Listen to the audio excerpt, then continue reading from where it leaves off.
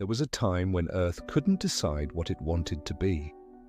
A frozen wasteland or a world on fire. A planet torn between glaciers and volcanoes, locked in a war that nearly ended everything. This is the story of the age when ice met fire, and both almost won. Welcome to the planet of ice and fire.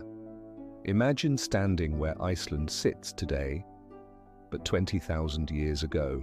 The air burns cold enough to freeze breath mid-sentence, yet the ground beneath you trembles, alive with fire. Glaciers stretch across continents, vast ancient walls of ice grinding mountains to dust. But deep below, the earth rumbles. Supervolcanoes stir in their sleep, magma chambers swelling, gas-building pressure under miles of frozen crust. This wasn't just climate chaos, this was planetary warfare.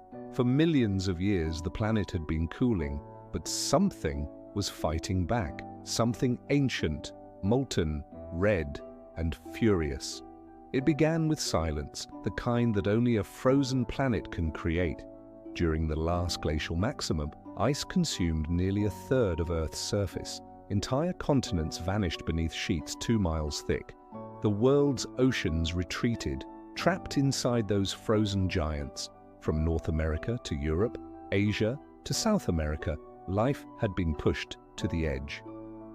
Woolly mammoths trudged through endless blizzards, saber-toothed cats stalked what little warmth remained, and humans, tiny, desperate, ingenious, learned to make fire, not for progress, but for survival. But deep below this frozen kingdom, another world was awakening. Even as the surface froze, the planet's heart burned. Beneath the thick crust, magma continued to churn, restless, ancient, and impossibly powerful.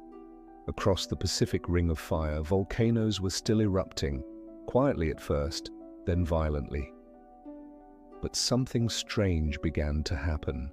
The weight of the ice, billions of tons of frozen water, was pushing down on the crust. And that pressure trapped the magma below like a shaking soda bottle under a thumb. For thousands of years, the volcanoes slept uneasily, or began. Chapter 3: When the Ice Broke.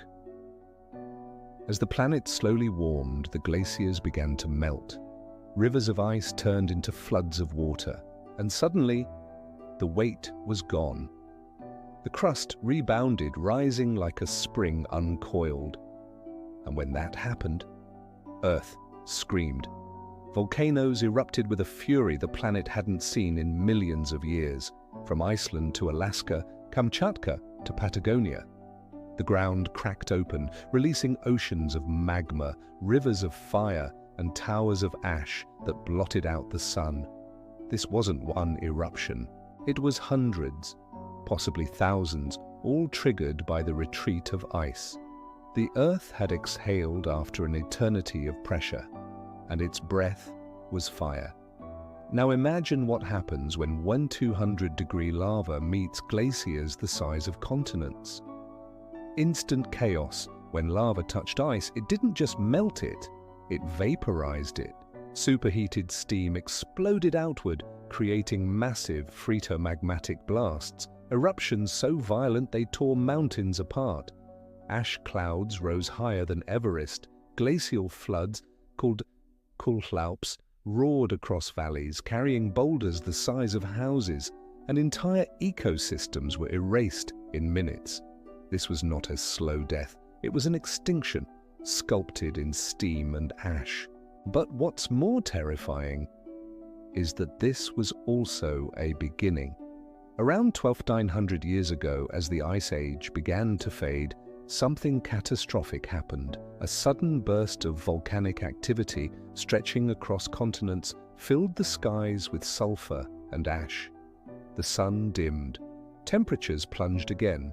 This brief, violent freeze, known as the Younger Dryas, lasted over 1,000 years, and it nearly pushed Earth back into a permanent deep freeze. But fire would not be denied. Volcanoes released CO2, carbon dioxide faster than the cooling could trap it. And slowly, the balance tipped. The ice began to retreat once more, and the age of fire returned. When the ice finally gave way, the world it left behind was unrecognizable. Meltwater carved vast canyons and lakes, the Great Lakes of North America, the fjords of Scandinavia, the black sands of Iceland.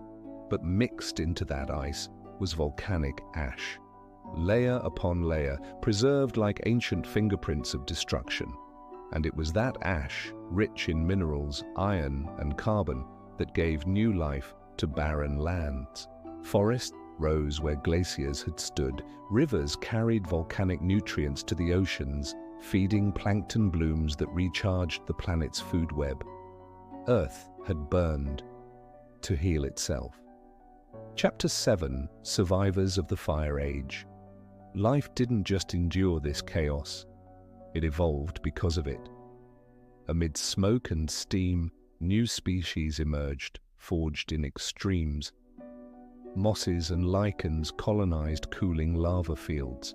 Mammals adapted to shifting climates. Humans, no longer nomads of the ice, began to gather around fertile volcanic plains, where ash made the soil rich and crops could finally grow. In a way, civilization was born from the meeting of fire and ice, because without the destruction, there would be no renewal. Chapter 8: The Lesson Beneath Our Feet. Today, the battle still rages, just quieter. Iceland's volcanoes still breathe beneath glaciers. Antarctica hides sleeping fire under its ice sheet.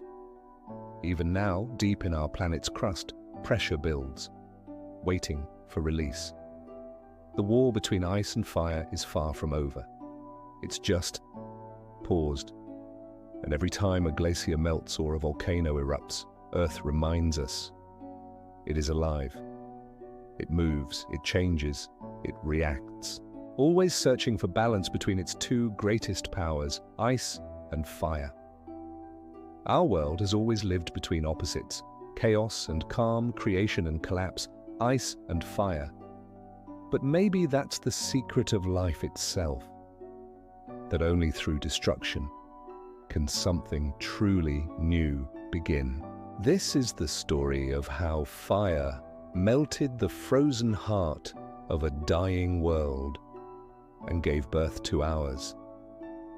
You've been watching Earth's hidden frame, where the past is not gone, just waiting to be seen.